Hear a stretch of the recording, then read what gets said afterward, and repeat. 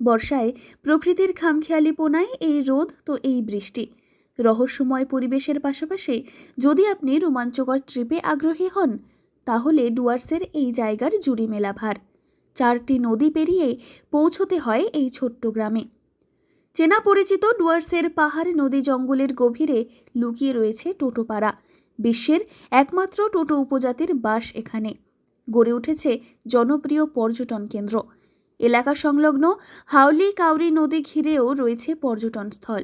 রয়েছে টোটোপাড়া বাজার, যেখানে গেলেই এখানকার মানুষদের সংস্কৃতির ছোঁয়া পাবেন।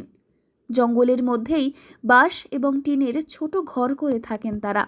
ভুটানিদের সঙ্গে ভাষার বেশ মিল রয়েছে। भाई क्या बताऊँ, अभी वर्षा का इसमें जो हम लोग का 5-6 मास में रास्ता नहीं होते हैं भाई।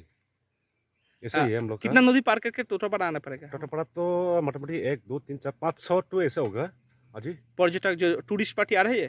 टूरिस्ट पार्टी तो पता नहीं भाई, अभी तक नहीं नहीं आ रही दिखा है। वो तो टूरिस्ट पार्टी तो दिसंबर नवंबर में आता है, हाँ, इस समय नहीं आते। इसमें नहीं थे। प्रशासन का खाना पीना कोई समस्या हो तो प्रशासन हाँ वो तो है आता है क्या?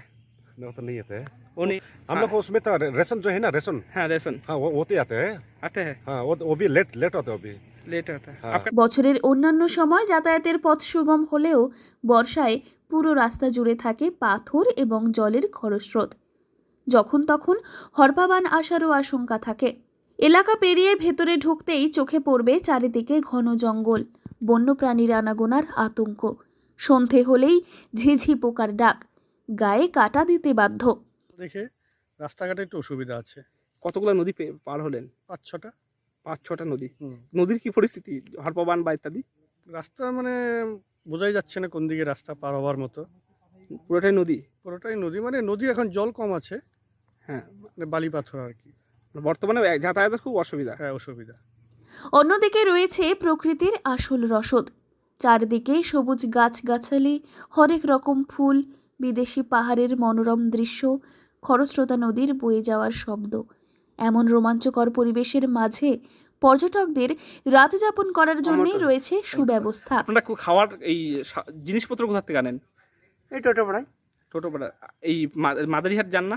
না, মাদ্রি থেকে আনবে তো, এইখানে নিয়ে আমি, মানে মাদারিহাট থেকে এইখানে নিয়ে আসেন, হ্যাঁ। তারপরে তাহলে এই দোকান থেকে আমি উঠে দোকান থেকে ওঠান। এই যে বর্ষার সময় কিভাবে যান ওখানে? এই বাসে আসবে তো। বাস আসবে? হ্যাঁ। এখন আসে বাস? এখানে চলে গিয়েছে তো। বাস চলে গেছে? দিনে একটাই বাস আছে? হ্যাঁ, কয়টা বাস আছে না? একটা মাত্র। একটা মাত্র। যখন জল বাড়ে নদীতে তখন?